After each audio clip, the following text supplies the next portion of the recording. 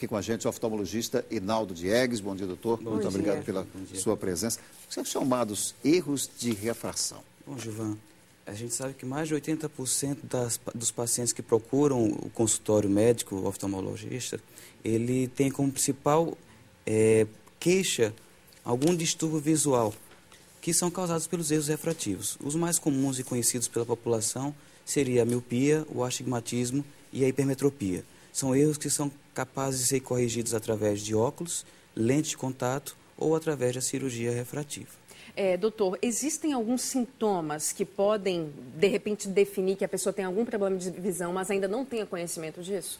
Todo paciente, toda pessoa que começa a observar em um determinado tempo que está tendo alguma dificuldade para enxergar para longe ou para perto, deve procurar um oftalmologista para ver se tem algum erro refrativo. Outro sintoma muito procurado para o oftalmologista é a dor de cabeça. Em alguns casos, o paciente tem uma dificuldade para enxergar e forçando a vista durante o dia, pode realmente causar um pouco de dor de cabeça. O senhor falou dos erros refrativos, citou até alguns. Eu queria que o senhor explicasse para o telespectador exatamente cada um desses. Por exemplo, a miopia. O que é a miopia? Tem como a gente diferenciar a parte anatômica, a parte sintomatológica de cada um.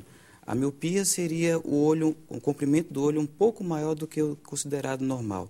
Então, na hora de você observar um objeto, ao invés desse objeto cair exatamente na retina, que é o local ideal para enxergar com nitidez, esse objeto cai um pouco antes porque o olho é menor. Então, a pessoa tem uma visão distorcida do objeto. Já a hipermetropia é o contrário. O olho é um pouco menor e essa imagem, de vez de cair na retina, ela cai atrás da retina e a visão também fica distorcida. O astigmatismo não. O principal astigmatismo que nós temos é nessa parte transparente do olho, que é a córnea. Então, a forma da córnea, quando não é asférica, ela causa algumas aberrações e causa também distúrbios da visão. E doutor, quais são os tratamentos, indicados por vocês, pelos médicos? Certo. O tratamento mais comum e conhecido é o uso de óculos para você chegar a uma visão melhor possível, 100%. Outra possibilidade seria lentes de contato gelatinosas ou rígidas. E hoje em dia nós temos também uma cirurgia que tem como principal intuito eliminar esses erros refrativos ou reduzir ao máximo esses erros refrativos. Essa informação que o senhor está falando agora é uma informação nova, eu tenho certeza que para a maioria das pessoas. Isso. Que toda vez que se fala em cirurgia dos olhos, se fala basicamente da miopia. Não, para a miopia dá, para os outros não dá. Isso não é verdade. Isso é uma informação ultrapassada, que ainda muitos pacientes chegam no nosso consultório falando: doutor, eu tinha muito interesse em fazer uma cirurgia para me livrar dos óculos, mas infelizmente eu tenho um astigmatismo.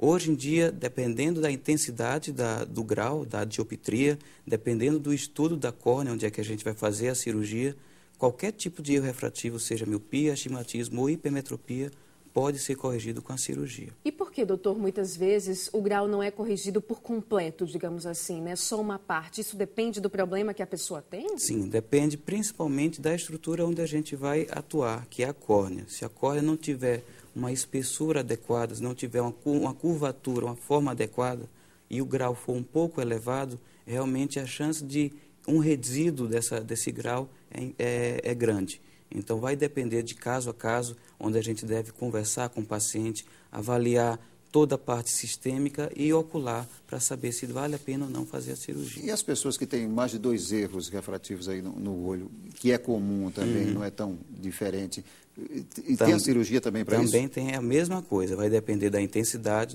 da dioptria, do grau, mas pode ser corrigido tanto a miopia como o astigmatismo. Normalmente, vem a miopia associada ao astigmatismo ou a hipermetropia associada ao astigmatismo. Miopia e hipermetropia não acontece. Em quais casos, doutor, essas cirurgias são bancadas pelos planos de saúde? Isso é um assunto muito peculiar. É necessário, a gente sempre orienta os pacientes a buscar o regulamento do seu plano de saúde para saber se o plano cobre essa cirurgia e se existe alguma restrição em relação à intensidade do grau, acima de que grau o plano de saúde cobre. Agora, o que eu posso deixar claro é que, hoje em dia, ainda no Brasil, a maioria dessas cirurgias são feitas sem ser coberta pelo plano de saúde. Existem informações também que dão conta que a cirurgia, depois de um tempo, volta o problema. Isso é verdade? Essa não é a intenção da cirurgia. A nossa intenção é oferecer ao paciente uma liberdade plena ou quase total do uso do óculos e da lente de contato.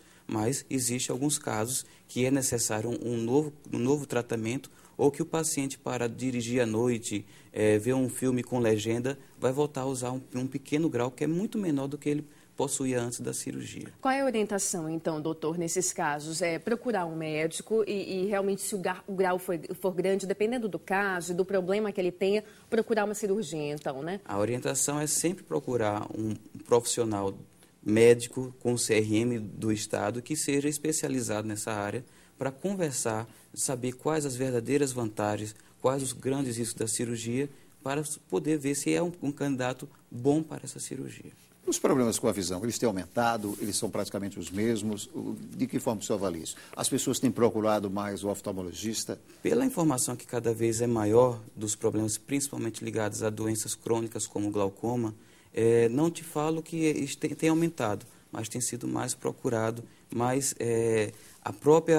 o próprio médico tem procurado mais a população para informar, para prevenir doenças mais graves como glaucoma, catarata, e também essa questão da estética, de se livrar ou ficar mais independente da necessidade de óculos. E essa questão do glaucoma é um grande problema, né? Com certeza, é um problema de saúde realmente, onde é uma doença normalmente crônica, que nos primeiros anos cursa sem nenhum sinal, uma doença silenciosa. E se o paciente não procurar rotineiramente, uma vez ao ano, o médico não vai conseguir diagnosticar e tratar esses pacientes. Esse é o ideal, pelo menos uma vez ao ano. Acima de 35 anos é necessário, uma vez ao ano, procurar o oftalmologista. Nós queremos agradecer a sua presença aqui no Bom Dia. Eu que agradeço. Obrigada e bom dia. Muito obrigado.